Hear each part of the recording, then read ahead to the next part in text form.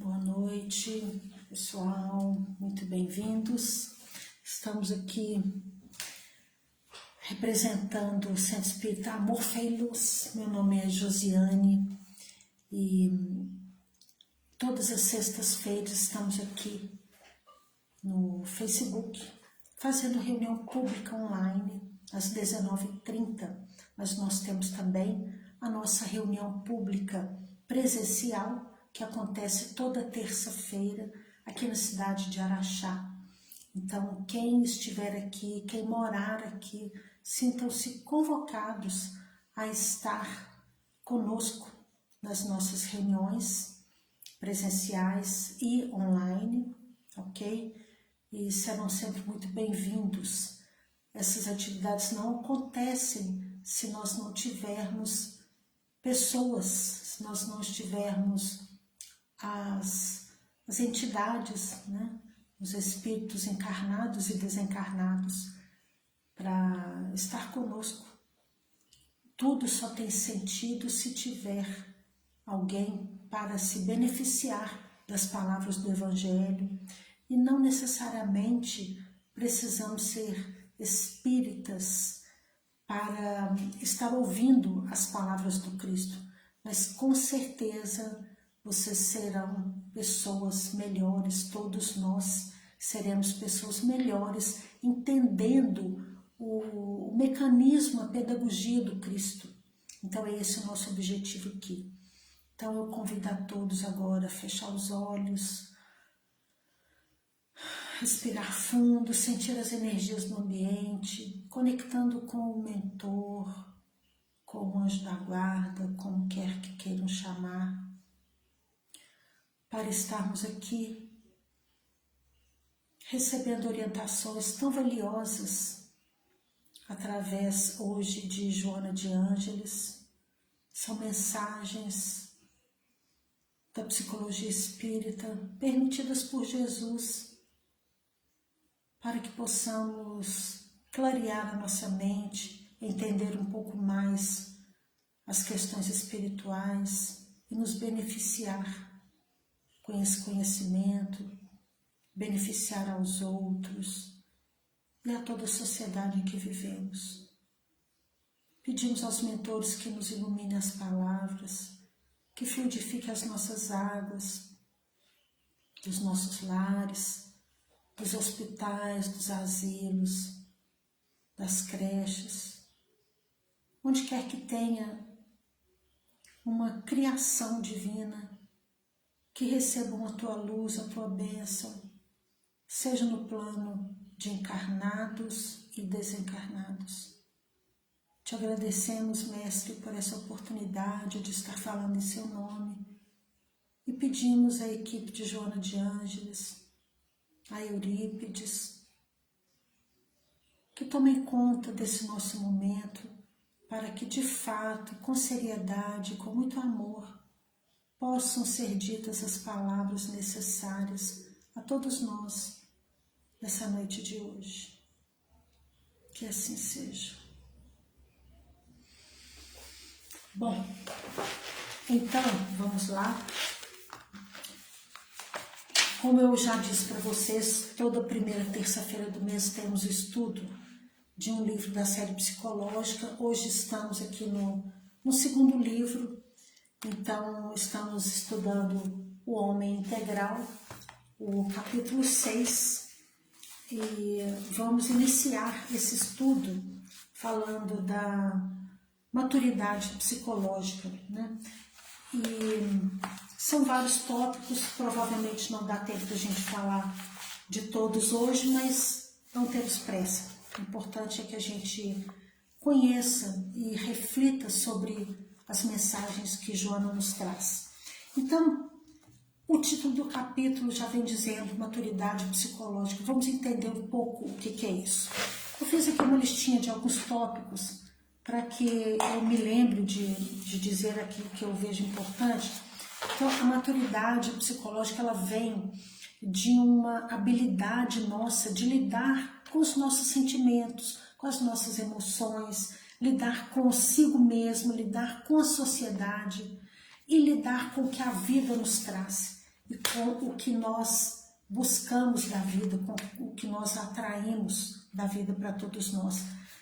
Buscar um equilíbrio, buscar um processo maior de consciência para viver consigo mesmo, para viver em grupo, né? De uma maneira que nós nos sentimos mais responsáveis pelas nossas atitudes, de acordo com a nossa maturidade emocional, maturidade espiritual. E isso tudo não tem a ver necessariamente com a nossa idade, porque muitos de nós chegam numa fase de idade avançada sem talvez ter conseguido uma maturidade emocional, experiências, né? Sem que a gente tenha aprendido a viver com as nossas experiências. Então isso tem muito a ver também com o nosso olhar perante as situações e perante a nossa vivência no mundo todo, né? E essa maturidade psicológica ela está muito relacionada ao autoconhecimento. É importante nós nos observarmos, a gente observar as pessoas, o mundo, não com olhos de julgamento, mas com olhos de acolhimento e compreensão da nossa condição humana. Isso vai conferir a nós uma responsabilidade perante as nossas escolhas. Daí nós vamos sair daquela posição de vítima e assumir responsabilidades. E também tirar a rédea da nossa vida da mão do outro. Porque uma tendência nossa é essa. Se está tudo muito bem, o mérito é meu. Mas se eu fiz alguma coisa errada, a culpa é do outro. A responsabilidade é do outro. Isso também tem a ver com a maturidade psicológica. O reconhecimento das nossas emoções. O que tem por trás dessas emoções? Aí nós vamos cair no processo de autoobservação para que a gente possa rastrear o que tem em nós, em termos de sentimento, e analisar de onde vem, quando surgiu, há quanto tempo está conosco. Isso também perpassa pelo autoconhecimento, né? Uma habilidade também, gente, a maturidade psicológica, ela vem da habilidade que nós temos de quebrar resistências. Mas para quebrar resistências, precisamos detectá-las, é claro.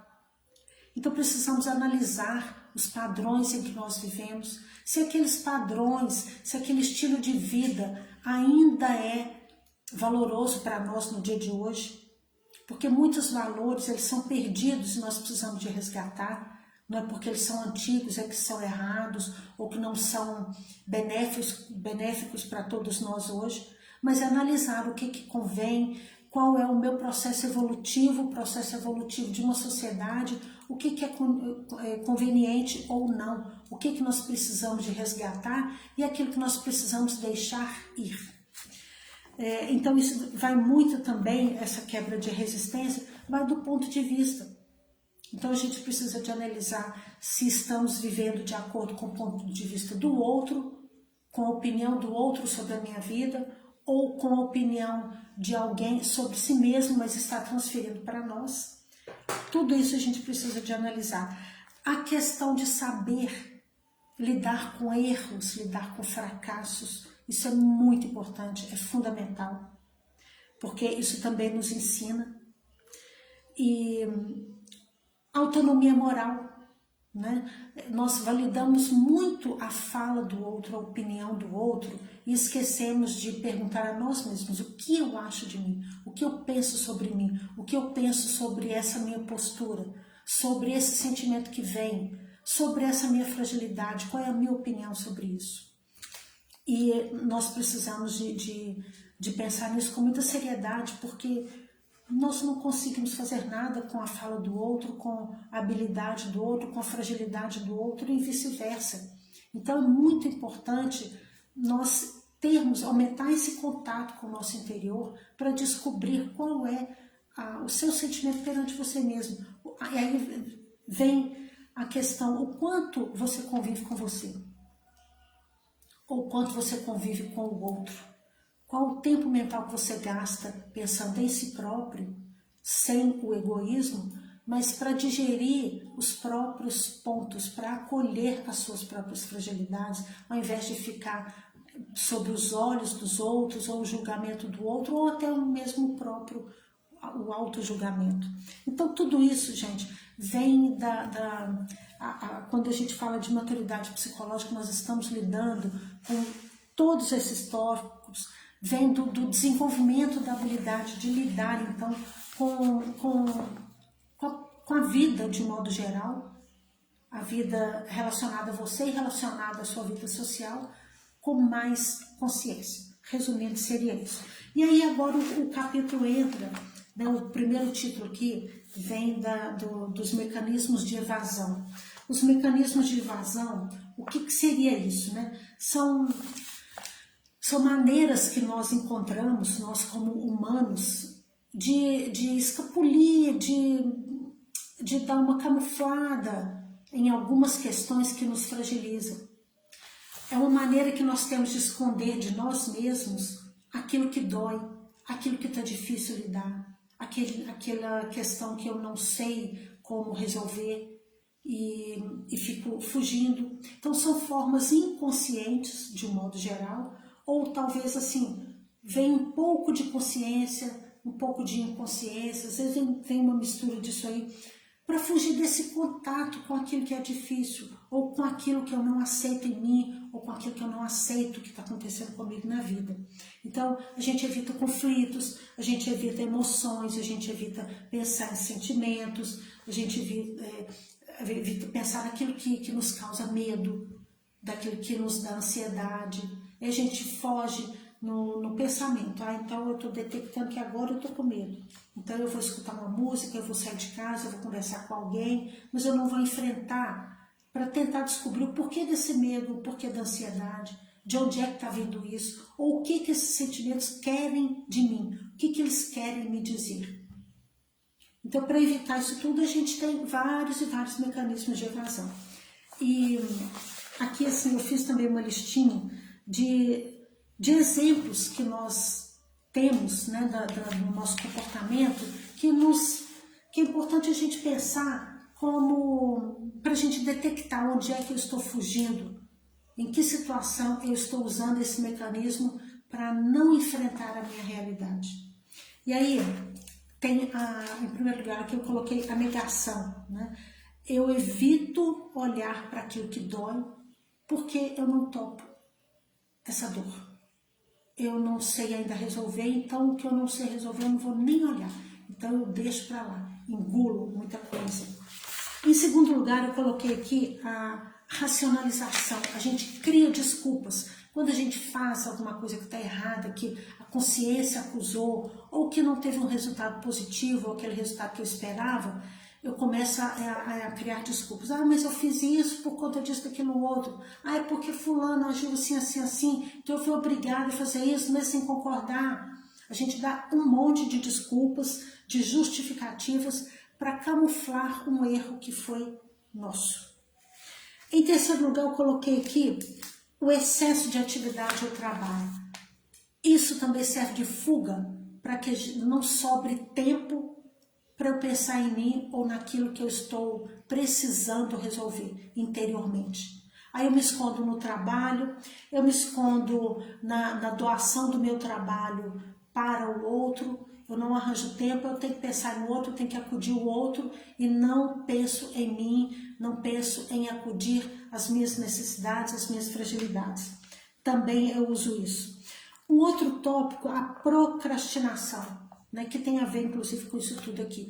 Adiar aquilo que de fato eu preciso fazer também me causa um alívio momentâneo, um bem-estar falso, porque naquele momento eu não topo fazer aquilo ali, mas em seguida aumenta o meu grau de ansiedade, porque eu sei que eu já deveria ter feito aquilo há muito tempo e estou adiando fazer por medo ou de encarar a realidade dos fatos. Isso acontece muito quando a gente precisa de ir ao médico. Estou com medo de ir, estou com medo de fazer tal exame, porque tem medo do resultado.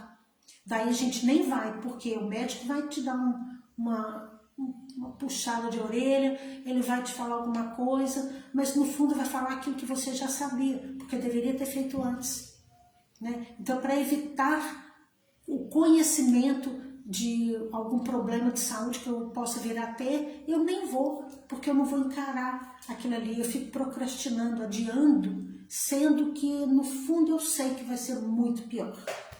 Uma outra questão também, né, que é um mecanismo de evasão nosso, é a própria dependência química. Eu me alivio na bebida, eu me alivio no sexo, eu me alivio nas drogas, eu me alivio nas compulsões de um modo geral, buscando essa fuga imediata, porque eu não tolero pensar na minha vida daqui a um tempo, eu preciso viver essa calma, essa serenidade, essa anestesia agora, porque senão eu não vou tolerar 2 dias com aquele sentimento que está virando uma turbulência muito grande dentro de mim. Isso também é uma fuga e uma anestesia momentânea que, no fundo, também eu sei que isso não funciona de forma alguma. O humor excessivo também, sabe aquelas pessoas que brincam com tudo, que elas fazem piada de tudo, tá sempre extremamente bem-humorada, e palhaços, geralmente, que trabalham com isso, né? Eles são pessoas, às vezes, depressivas, que se escondem atrás de máscaras. Os atores também, eles fazem muito isso, não estou generalizando, mas são pessoas que passam, escolhem estar sempre usando uma outra persona, uma outra personalidade através dos papéis que representam e nunca acham tempo para viver o próprio papel pessoal, né? Isso tudo como fuga. Então, gente, só para dar um geral sobre isso daqui, então agora a gente entra mesmo aqui no que o livro fala. Eu não vou ler porque é muita coisa, mas Joana coloca para nós assim sobre a infância, né? Que a larga infância psicológica é um dos problemas mais graves na área desse comportamento humano. O que ela quer dizer com isso? Que hoje nós somos um bando de adultos que viveu um excesso de proteção na infância, por pais muito protetores, aqueles adultos que cercam a gente de tudo que é recurso e nos dão tudo a ponto de não, como crianças, não permitir que a gente raciocine e desenvolva alguma atitude mental ou algum raciocínio para agir e buscar soluções. Então, quando a criança fala e a mãe ou o pai ou o adulto já entrega um copo de água porque entendeu que ela quer água, ela vai sempre falar por quê? O adulto já entendeu o que ela quer, e por que ela vai se esforçar para falar água? E é por aí. Então, quando a criança está ali brincando, ela não junta os brinquedos, deixa ali no chão, as crianças vão saber que os adultos vão limpar, vão guardar, vão conseguir montar. Então, o excesso de proteção, e aqui eu poderia destrinchar horas falando só desse tópico, mas não é o nosso objetivo aqui, mas o excesso de proteção, o excesso de resolução que nós levamos nas nossas crianças impede o raciocínio dessa criança para desenvolver uma maturidade até mesmo intelectual, não só emocional, mas intelectual. Ela vai derrubar um copo de água porque não sabe ainda lidar com a coordenação motora fina de lidar com aquele copo, que talvez esteja maior, mas como é que eu vou então resolver isso? Aí o adulto vai lá, limpa e tira do copo, ou às vezes xinga também, que aí entra num outro tópico que faz essa infância psicológica se estender em nós. Então, tem vários exemplos que a gente pode dar aqui. Então, o primeiro que ela fala, que ela quer dizer, é o excesso de proteção, o excesso de resolução, que tira das crianças a oportunidade de raciocinar, em termos gerais. E outra questão também que causa esse período de infância psicológica muito grande é a agressividade, é a forma como essas crianças são tratadas. Se elas são tratadas com agressividade, com impaciência, elas causam, isso causa um medo, desperta o medo nelas. E aí elas se retraem. porque não pode mostrar o sentimento de jeito nenhum. Já ouviram alguns adultos falar assim para as crianças: engole o choro, não chora não. Quando falam não, que a criança não pode mostrar que ficou insatisfeita, e automaticamente ela mostra, porque é um processo natural. Todos nós, quando levamos um não, mesmo que esse não seja benéfico a nós, independente da idade, no momento vem sim uma insatisfação, e isso é sinal que nós estamos vivos, que nós temos sentimentos, nós temos que digerir o porquê daquela insatisfação. Agora, só que criança não sabe raciocinar, e muitas vezes é cobrado delas que elas saibam isso, que elas engulam de fato o choro e que não demonstrem os sentimentos. Daí a gente vê um monte de adulto falando assim: ai, que bom que essa criança, a criança não tem problema nenhum, criança não pensa em nada, não tem responsabilidade com nada, não tem conta para pagar. Ela pode não ter conta para pagar, mas ela pensa em tudo, ela tem responsabilidade sim. Ela tem raciocínio sim, tem sentimentos, mas a gente olha para as crianças como se elas não tivessem. E isso é uma falha grave, uma falha muito grave. Então a Joana fala que esse excesso de proteção, como a violência para tratar as crianças, são dois pontos assim muito pertinentes e muito causadores, né, desse período de infância psicológica que não passa. E isso não tem a ver com idade, né? Então ela coloca que a criança, quando ela cresce, tendo tudo na mão, antes dela terminar de demonstrar aquilo que ela quer, ela já tem o recurso.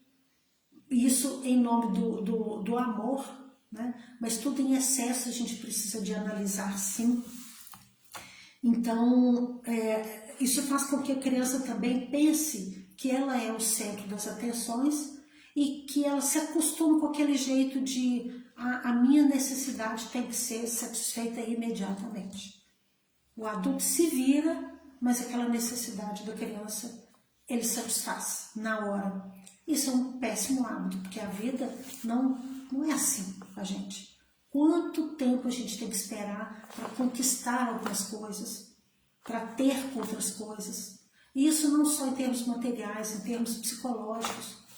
Então, e ela coloca aqui também que as crianças, elas criam mecanismos inconscientes, né, dessa fuga. Essa lista aqui, ó, que eu fiz sobre os mecanismos de fuga, a criança, ela não tem consciência disso, mas ela faz isso. Porque se o adulto sempre resolve as coisas por ela, ela vai resolver para quê? Eu vou esperar um pouquinho, vai vir um adulto, ele vai resolver para mim. Vai pensar por mim, vai agir por mim. Então ela fica, entre aspas, na preguiça de pensamento, ela engole os sentimentos porque não pode expressar, porque não vai ser bem interpretado, e ela fica naquela cúpula, naquela casca, tentando se proteger do mundo, porque a sensação interna, mesmo que seja inconsciente, é de que eu não posso mostrar quem eu verdadeiramente sou, porque eu não vou ser aceita pelo mundo. O que eu faço não é suficiente, porque eu não sei fazer tanto quanto o outro faz. O outro faz melhor que eu. E se não fosse melhor, não faria. Então tem muita coisa envolvida por trás daquilo que nós, como adultos, fazemos em nome da ajuda para uma criança. E isso a gente precisa de pensar muito. Na questão da violência, né, com que a criança é tratada, Joana coloca aqui que isso, a criança transfere de uma faixa etária para outra, né, no desenrolar da sua própria vida cronológica em termos físicos, ela transfere para sequelas desse maltrato. E aí ela começa a castrar seus próprios sentimentos. Mais uma vez ela entra nesse processo contínuo disso, de não posso sentir, não é me dado o direito de expor meus sentimentos, então eu não vou nem sentir. E aí eu viro uma loucura, começa a sufocar necessidades, sufocar desejos, né? Mas isso não quer dizer que essas necessidades, elas vão se esvair no espaço, elas ficam ali, vivas dentro de nós. Em algum momento, essas necessidades gritam, através de problemas emocionais, através da somatização desses problemas, porque o nosso corpo sofre aquilo que o emocional não consegue resolver, que é o que a ciência chama de questões psicossomáticas, né? Ou seja, aquilo que o nosso sentimento, que as nossas emoções têm de desregramento em função disso daqui, vem falar para nós no corpo físico. E isso é um chamado para que a gente olhe para essa nossa criança ali dentro, que ainda está resolvendo alguma coisa, que ainda está tentando processar alguma coisa e às vezes não consegue, né? Então, ela fala aqui que mesmo em casos dessa violência ou do excesso de proteção, isso retarda o nosso desenvolvimento emocional. Então, eu acredito que em todos nós seres humanos, o nosso desenvolvimento físico e intelectual e espiritual, ele anda em compassos diferentes. O que deveria ser de um jeito harmonioso, mas a nossa idade espiritual, talvez ela seja totalmente da nossa idade emocional e da nossa idade intelectual. E aí como que é que a gente lida com isso? Como que a gente harmoniza isso tudo? Como que nós vamos colocar isso tudo de um jeito equilibrado na vida? Essa é a nossa grande tarefa, né? E ela fala que muito, gente, a privação desses sentimentos no período da infância pode causar problemas tão graves na nossa vida, a ponto de a gente ter que entrar em medicações e terapia e acompanhamento psiquiátrico grave, de um modo que talvez cause transtornos emocionais de um jeito muito mais grave, certo? Então, a gente precisa de pensar nas nossas angústias, nos nossos medos, nos nossos sentimentos, tanto para o lado das nossas fragilidades, quanto para o lado das nossas forças, porque isso digere, isso faz com que a gente pense, raciocine, processe tudo aquilo que nós estamos conduzindo para a nossa evolução, tanto espiritual, quanto emocional, quanto intelectual. Então a gente precisa de ver isso e como é que isso está sendo retratado em nós, se isso está nos causando saúde ou está nos causando adoecimentos. E aí quando a gente se pega, né, a gente transfere muito quando a gente já fica adulto. Mas agora eu sou adulto, não tenho mais mãe para poder ficar falando na minha cabeça, aquele que me criou, e eu já estou livre disso. A gente pode até estar fisicamente vivendo em outro espaço diferente dessas pessoas, se é que essas pessoas talvez até já não estejam desencarnadas, mas o que elas implantaram em nós vive aqui dentro. Tudo que nós ouvimos na nossa infância vai reverberar, vai repercutir, em algum momento da nossa vida, vai se fazer presente. São os famosos insights que nós temos que nos remetem a situações de passado. E aí vem de novo aquela fala de autoridade sobre nós, né? Que nós já não temos mais do pai e da mãe, mas a gente transfere para líderes. Talvez um líder religioso, o líder da política, aquelas pessoas que na internet nós admiramos e que nós pegamos o exemplo deles. Então nós transferimos aquela liderança, aquela fala, aquele jeito de viver dos pais como símbolos de poder sobre nós, né, que nos ensinaram. A gente sai deles, mas transfere para algum ponto da sociedade. Seja os professores, sejam os nossos coordenadores, os nossos líderes de setor do nosso trabalho, seja os professores da faculdade, seja até os próprios médicos que a gente tem como donos da nossa saúde, entre aspas, porque não desconsiderando a nossa postura, né, a nossa atitude como responsável, mas como essa imaturidade psicológica tira de nós essa consciência da responsabilidade sobre os nossos próprios atos, e muitos de nós mantêm essa imaturidade porque é muito mais fácil eu acusar o outro, eu colocar essas responsabilidades. Vou nem usar responsabilidade, não. É culpa mesmo, porque a culpa do nosso fracasso, de um jeito imaturo, vira culpa. A gente coloca no outro. Então, quando eu continuo na minha vida projetando, transferindo essa responsabilidade sobre o meu fracasso, sobre a minha conduta na mão do outro, quando eu me espelho naquele professor, quando eu me espelho naquele adulto, naquele líder religioso, naquele político, naquilo que eu acho que é legal, quando eu me espelho nisso, eu ainda estou na minha infância psicológica, nesse mecanismo de evasão que Joana fala, porque essas figuras domésticas, representadas pelos adultos que nos criaram, hoje não são essas figuras mais, mas elas estão diluídas aí na sociedade. Então, de um modo ou de outro, nessa infância psicológica, eu ainda continuo aquela criança que está usando do outro como responsável por mim. E isso causa conflito, causa um problema, e Joana fala que dessa forma nós viramos assim parasitas sociais. Porque eu não me acho capaz de nada.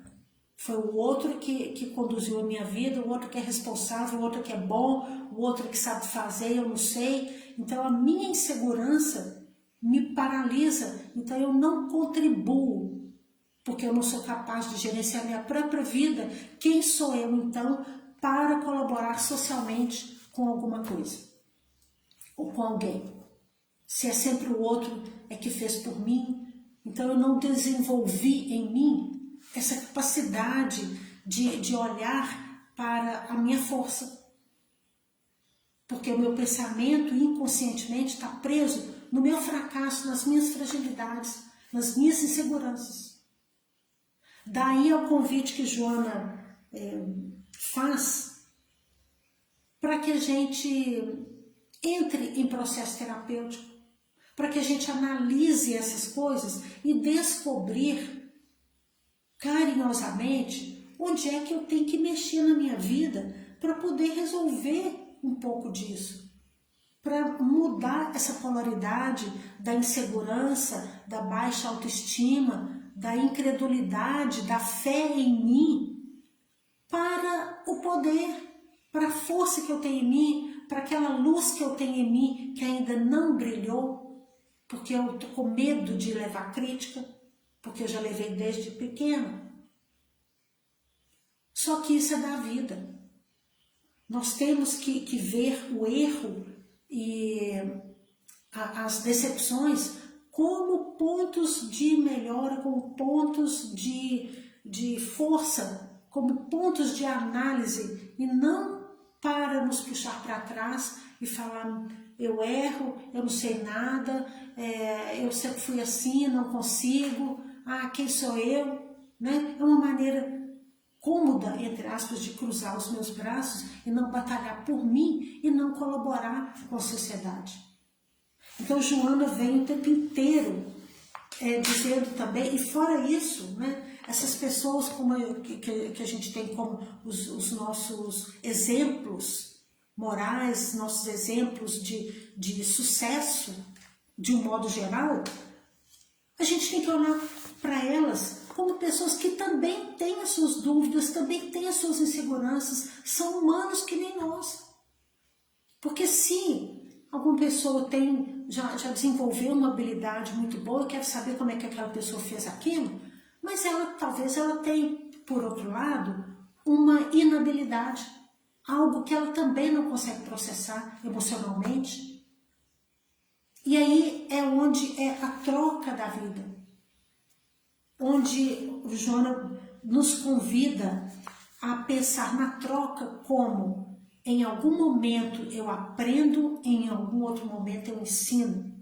Em algum momento eu amparo, em algum outro momento eu sou amparada. Mas ninguém é 100% certo, como ninguém é 100% errado. E nessa troca social, todo mundo evolui. Então não tem ninguém, por mais seguro que possa parecer, em redes sociais é uma maravilha isso, porque todo mundo mostra a melhor foto, a melhor maquiagem, a melhor roupa, a melhor viagem. Mas ninguém vem aqui para postar aquele momento que está triste, aquele filho que não passou na melhor faculdade, não sei de onde, né? Ninguém vem aqui para expor as suas fragilidades, as coisas que acontecem de pesado na vida. Todo mundo quer postar o social, aquilo que vai ter a aprovação e aquilo que vai dar até uma certa invejazinha, aquilo que vai dar uma visibilidade super positiva, como se a vida fosse só esse lado de sucesso, digamos assim, aparente, né? O que a sociedade chama de sucesso. E a gente tem que olhar até para esses vultos que são exemplos, como pessoas que tiveram sim o momento de choro, o momento de dúvida, o momento de fracasso, o momento de desespero, porque é a dualidade da vida. É a dualidade da vida. E aí, né, esses conflitos de personalidade, né, com que a gente vai crescendo, a gente tem que pensar nesse processo de vitimismo que a gente cai, naquela autocompaixão que também nos paralisa, que não leva nós a lugar nenhum. Então a gente fica sempre naquela postura de cobrar do outro aquilo que nós queremos, aquilo que nós precisamos. Eu quero atenção, eu não quero passar o final de semana longe de parentes, ou eu quero estar sempre, um amigo tem que me ligar, mas só eu que eu preciso esperar a atitude do outro, porque o outro tem que fazer por mim, o outro tem que sanar as minhas necessidades. Então a gente cai, quando a gente está nesse processo de vítima, a gente está sempre pensando naquilo que o outro precisa fazer por mim e não faz. Aí os nossos parceiros amorosos, ou os nossos filhos, ou os nossos pais, a gente está sempre no processo de cobrança do outro. E isso fica cansativo demais. E aí é que é onde Joana nos convida a pensar quais são as nossas reais necessidades. Porque se eu ainda estou cobrando do outro uma atitude para satisfazer a mim, eu não estou pensando na minha força. E aí eu vou cobrar outra. É como se a gente comprasse hoje uma roupa, porque está me satisfazendo. Amanhã eu quero outra e outra e outra. E não vai ter postura alguma do outro que resolva de fato todas as nossas necessidades. Aquilo que a gente acha que é necessidade. Porque se outro hoje veio, uma pessoa virou para a gente e falou: você é ótimo, eu gosto de você. Amanhã não falou, eu vou cobrar de novo. Mas meu parceiro hoje não falou que gosta de mim, vou cobrar de novo, e de novo, e de novo. Fica muito cansativo para o outro sempre estar pensando numa atitude para satisfazer a nós. E onde é que está o movimento que cada um de nós tem que fazer para satisfazer a si próprio? O que na verdade é o eficiente, porque esse complemento que nós buscamos no outro para satisfazer as nossas necessidades, ele é, entre aspas, falso. Quando eu descubro que dentro de mim tem alguma força, tem alguma coisa que me alimenta, eu vou parar de exigir aquilo que eu chamo de alimento do outro. Eu vou diminuir a minha necessidade do outro e vou lidar mais com a realidade do que é cumplicidade de vida. Do que é a troca, de fato, de afetividade, seja em que tipo de relação for. assumindo responsabilidades sobre aquilo que eu tenho que me proporcionar, não o outro. E sobre aquilo que eu preciso proporcionar ao outro, sem que seja sufocar o outro, sem que seja passar aquela linguagem para o outro. Olha, você precisa de mim, porque se não tiver a minha atitude, você faz errado, ou você não faz o suficiente, ou do jeito que você faz não é legal. Porque eu passo também uma mensagem, quando eu faço tudo pelo outro, eu passo essa mensagem inconsciente para ele. Olha, só eu que presto, só eu que sei. Então, isso tem a ver com a ordem da ajuda. Nós precisamos desenvolver em nós essa autoconfiança de eu sou capaz, aliada com, olha, sozinha agora eu não estou dando conta, mas eu já tentei, então eu preciso de você, muito obrigada pela sua ajuda.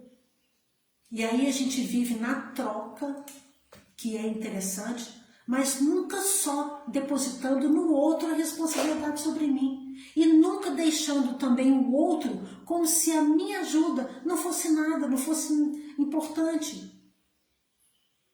É sempre a troca, sempre aquilo o que eu posso ofertar para a sociedade, o que eu cobro da sociedade, que na verdade não é a minha necessidade básica, interior, de alma. Então é uma reflexão muito profunda, para que a gente assuma responsabilidades e tire do outro um peso que o outro não tem que carregar. Nessa cobrança, né? Então, gente, Joana está convidando a todos nós aqui para pensar, né, que nós nascemos, todo ser humano nasceu para a autorresponsabilidade, para a autorrealização. E nós precisamos de nos permitir essa chance e permitir também que as crianças tenham esses estímulos em formas de desafios. A gente tem que encarar os desafios como chance para melhorar e não como culpa de um insucesso, né? A verdade é por aí. E aí, quando ela cita aqui que as pessoas que são solitárias, que fogem da sociedade porque tem tanta insegurança, que tem medo da desaprovação social, esse solitário, ela cita o termo que é prejuízo e dano até na economia social.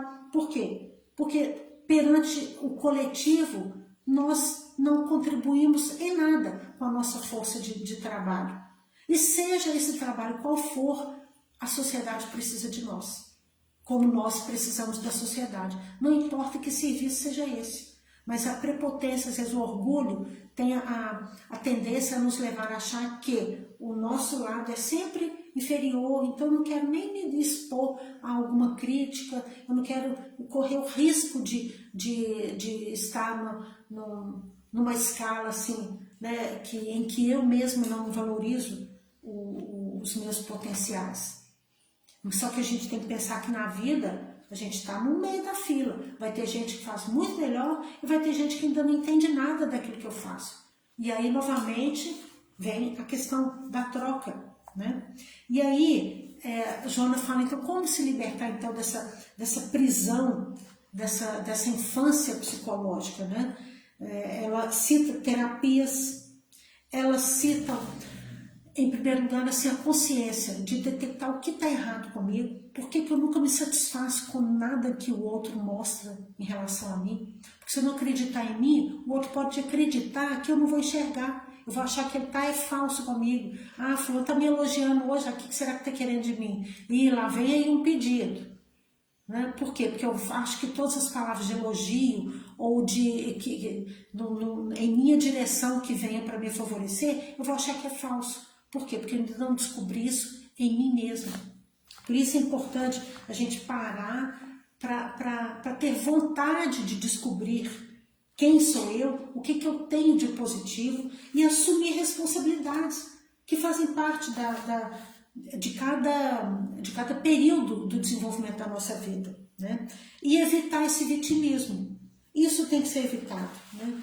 E pensar nesses erros como oportunidades de crescimento e não como puxada de tapete.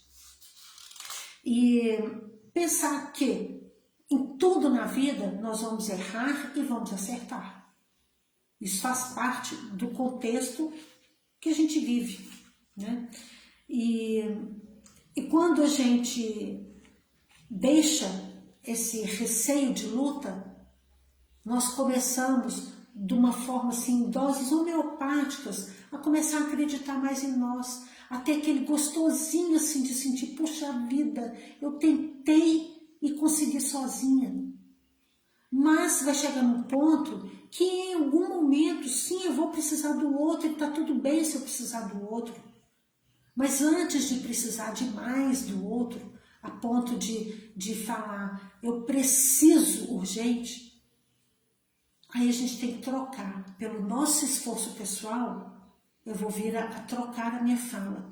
Eu não preciso tanto, mas eu quero estar com o outro.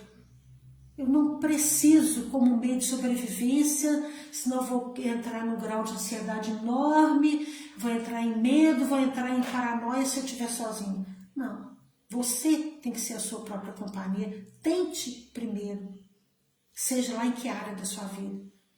Mas tempere isso com a ajuda do outro, com a divisão, com a cumplicidade de vida, que é muito gostosa, é muito importante. Então, precisa de pensar no tanto que você se valoriza, tem consideração pelos seus próprios valores, diminuindo a fala do outro, diminuindo o poder que tem a opinião do outro sobre você, para que você sinta esse prazer de ser quem você é.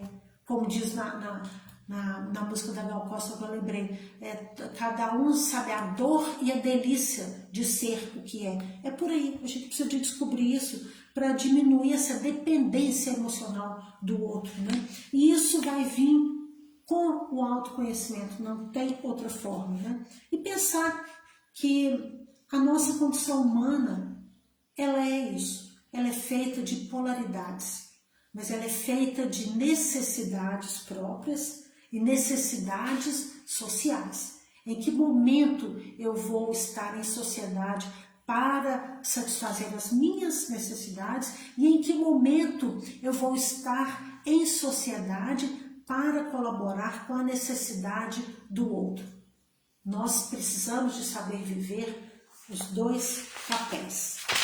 Bom, gente, então é isso. Resumindo aqui, ela termina como esse tópico falou sobre mecanismos de evasão. Vamos pensar aí, todos nós, como é que a gente está usando, né, as nossas desculpas, as nossas fragilidades, as nossas questões como processos de fuga. A gente precisa de lidar isso de uma maneira, aumentando o grau de consciência com o nosso viver, para ver esse comportamento psicológico, né? Se alguma coisa, alguma atitude minha precisa ser abolida ou precisa ser alimentada em prol de mim mesmo e em prol do grupo, né? E analisar que a lei do progresso, ela está em todos nós. Pensemos nesse assunto ou não, isso é uma fatalidade. Ou seja, aquilo está inerente na nossa vida, assim como é o desencarne, assim como é a evolução, isso é fatal para nós. Não importa o ritmo que a gente esteja, ou como nós estejamos indo atrás dessa evolução, mas todos nós estamos nesse processo. Isso é uma coisa que a gente precisa de acreditar e de assimilar, querendo ou não, certo? Bom, gente, aqui eu não consigo ver todo mundo que está aqui, eu estou vendo aqui o Ricardo, obrigada Ricardo por ter vindo, Juliana, Regina, muito obrigada, gente. E eu convido vocês então a refletir sobre isso, se quiserem colocar aí algum comentário, eu agradeço muito. Vamos pensar nesses recados maravilhosos que Joana nos traz e viver com mais alegria, né, de ser quem a gente é, aceitando, tentando descruzar os braços, porque a satisfação pessoal ninguém nos rouba quando a gente se esforça para ser melhor, em todos os sentidos, ok? Então eu peço a Jesus, a Eurípides Barçanufo, a Joana de Ângeles e toda a sua equipe, agradecendo a todos que estiveram aqui, iluminando as nossas palavras, agradecendo a oportunidade maravilhosa desse estudo, pedindo que cada um que está presente aqui ou que vai assistir essa live em algum outro momento, que sejam vistos e atendidos, iluminados, protegidos, intuídos, que tenham a colaboração dos mentores para ajudar nas reflexões diárias, para que a gente, de fato, assuma